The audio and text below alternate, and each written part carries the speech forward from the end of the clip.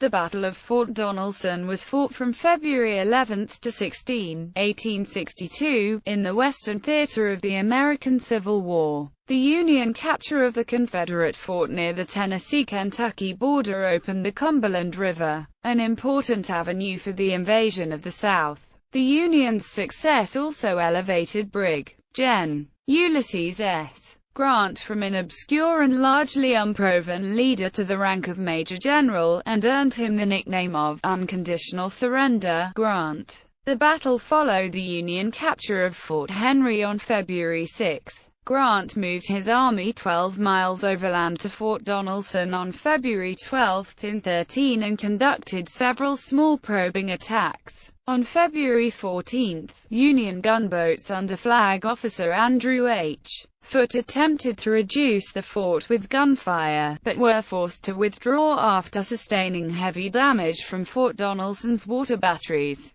On February 15, with the fort surrounded, the Confederates, commanded by Brig. Gen. John B. Floyd, launched a surprise attack against Grant's army in an attempt to open an escape route to Nashville, Tennessee. Grant, who was away from the battlefield at the start of the attack, arrived to rally his men and counterattack. Despite achieving partial success and opening the way for a retreat, Floyd lost his nerve and ordered his men back to the fort. The following morning, Floyd and his second-in-command, Brig. Gen. Gideon J. Pillow, relinquished command to Brig. Gen. Simon Bolivar Buckner, who agreed to accept Grant's terms of unconditional surrender. Background: the Battle of Fort Donelson, which began on February 12, took place shortly after the surrender of Fort Henry, Tennessee, on February 6, 1862. Fort Henry had been a key position in the center of a line defending Tennessee, and the capture of the fort now opened the Tennessee River to Union troop and supply movements. About 2,500 of Fort Henry's Confederate defenders escaped before it surrendered by marching the 12 miles east to Fort Donelson. In the days following the surrender at Fort Henry, Union troops cut the railroad lines south of the fort, restricting the Confederates' lateral mobility to move reinforcements into the area to defend against the larger Union forces. With the surrender of Fort Henry, the Confederates faced some difficult choices. Grant's army now divided Confederate Gen. Albert Sidney Johnston's two main forces, PGT, Beauregard at Columbus, Kentucky, with 12,000 men, and William J. Hardee at Bowling Green, Kentucky, with 22,000 men. Fort Donelson had only about 5,000 men. Union forces might attack Columbus, they might attack Fort Donelson and thereby threaten Nashville, Tennessee, or Grant and Maj. Gen. Don Carlos Buell, who was quartered in Louisville with 45,000 men, might attack Johnston head-on, with Grant following behind Buell. Johnston was apprehensive about the ease with which Union gunboats defeated Fort Henry. He was more concerned about the threat from Buell than he was from Grant, and suspected the river operations might simply be a diversion. Johnston decided upon a course of action that forfeited the initiative across most of his defensive line, tacitly admitting that the Confederate defensive strategy for Tennessee was a sham. On February 7, at a council of war held in the Covington Hotel at Bowling Green, he decided to abandon western Kentucky by withdrawing Beauregard from Columbus, evacuating Bowling Green, and moving his forces south of the Cumberland River at Nashville. Despite his misgivings about its defensibility, Johnston agreed to Beauregard's advice that he should reinforce Fort Donelson with another 12,000 men, knowing that a defeat there would mean the inevitable loss of Middle Tennessee and the vital manufacturing and arsenal city of Nashville. Johnston wanted to give command of Fort Donelson to Beauregard, who had performed ably at Bull Run,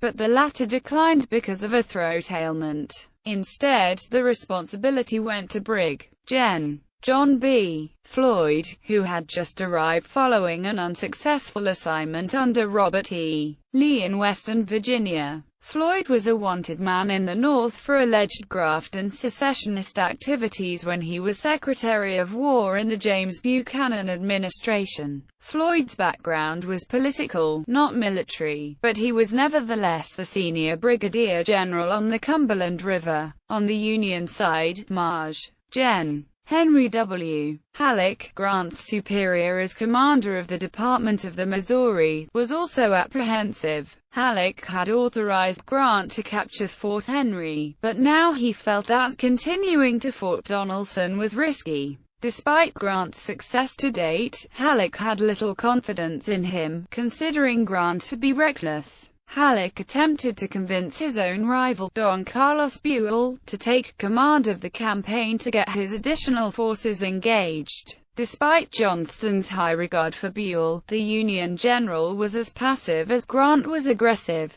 Grant never suspected his superiors were considering relieving him, but he was well aware that any delay or reversal might be an opportunity for Halleck to lose his nerve and cancel the operation. On February 6, Grant wired Halleck, "Fort Henry is ours.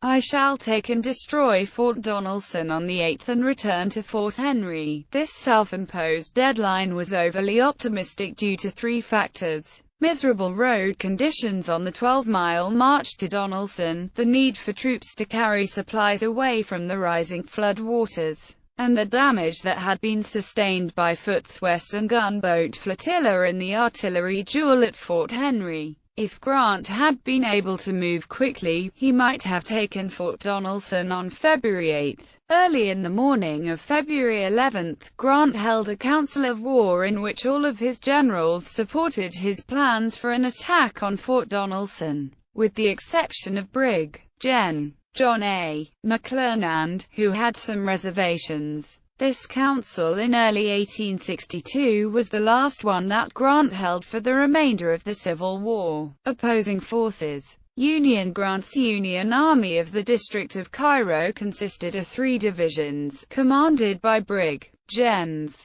McClernand, C.F. Smith, and Lew Wallace. 2 regiments of cavalry and 8 batteries of artillery supported the infantry divisions. Altogether, the Union forces numbered nearly 25,000 men, although at the start of the battle, only 15,000 were available. The Western gunboat flotilla under Flag Officer Andrew H. Foote consisted of 4 ironclad gunboats and 3 timber-clad gunboats. US Essex and US Cincinnati had been damaged at Fort Henry and were being repaired. Floyd's Confederate force of approximately 17,000 men consisted of 3 divisions, garrison troops, and attached cavalry. The 3 divisions were commanded by Floyd and Brig. Gens. Bushrod Johnson and Simon Bolivar Buckner. During the battle, Johnson, the engineering officer who briefly commanded Fort Donelson in late January, was effectively superseded by Brig. Gen. Gideon J. Pillow, who arrived at Fort Donelson on February 9, was displaced from overall command of the fort where the Mossad Floyd arrived. The garrison troops were commanded by Col. John W. Head and the cavalry by Col. Nathan Bedford Forrest. Fort Donelson was named for Brig. Gen. Daniel S. Donelson, who selected its site and began construction in 1861. It was considerably more formidable than Fort Henry. Fort Donelson rose about 100 feet on approximately 100 acres of dry ground above the Cumberland River, which allowed for plunging fire against attacking gunboats, an advantage Fort Henry did not enjoy. The river batteries included 12 guns, 10 32-pounder smoothbore cannons, 2 9-pounder smoothbore cannons, a 8-inch howitzer, a 6.5-INCH rifle, and a 10-inch Columbiad. There were 3 miles of trenches in a semicircle around the fort and the small town of Dover. The outer works were bounded by Hickman Creek to the west, Lick Creek to the east, and the Cumberland River to the north. These trenches, located on a commanding ridge and fronted by a dense abatis of cut trees and limbs stuck into the ground and pointing outward, were backed up by artillery and manned by Buckner and his Bowling Green troops on the right, and Johnson, Pillow on the left. Facing the Confederates, from left to right, were Smith, Lew Wallace, and McClernand. McClernand's right flank, which faced Pillow, had insufficient men to reach overflowing Lick Creek, so it was left unanchored. Through the center of the Confederate line ran the marshy Indian Creek, this point defended primarily by artillery overlooking it on each side.